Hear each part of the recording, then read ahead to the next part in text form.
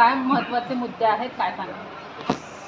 Advocate Ashutosh Nandkishor Ranade, Bombay High Court आणि Supreme Court of India, Pune to Mumbai. मी जवळजवळ 18 वर्ष प्रॅक्टिस केली आणि आत्ता ही जी केस चालू आहे ती खोटे कागदपत्रे तयार करून ते खरेच आहेत असे बोगस रोजनामे तयार करणं आणि सांगितल्यावर ते लपवून गपचूप बदलणे, त्याच्यासाठी मी उच्च न्यायालय, सर्वोच्च न्यायालय सगळीकडनं तक्रारी दाखल केलेल्या असून त्या तक्रारीच्या 4 वर्षांनी अनेक वर्ष भानगडी करत त्यांनी कॉग्निझन्स घेतलेलं आहे.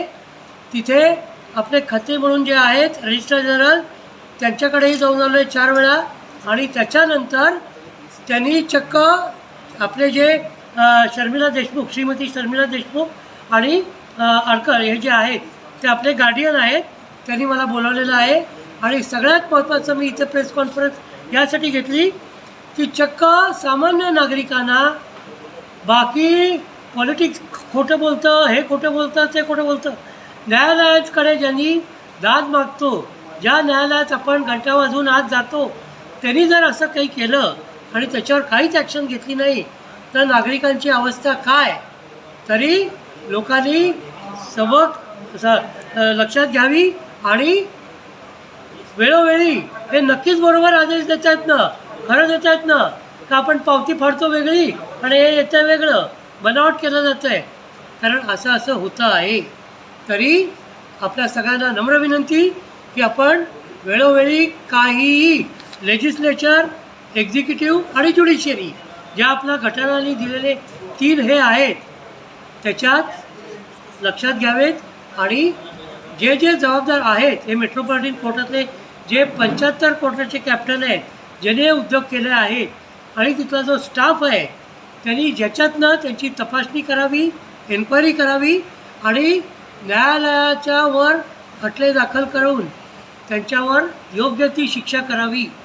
जशी नागरिकांना शिक्षा होऊ शकते तशी त्यांना पण शिक्षा होऊ शकते. आपल्या निदर्शनास हे कधी आलं?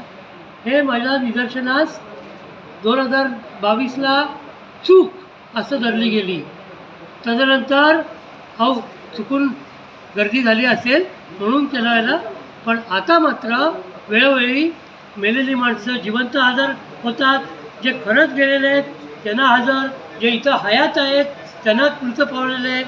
हा अतिशय भयंकर कृत्य आहे.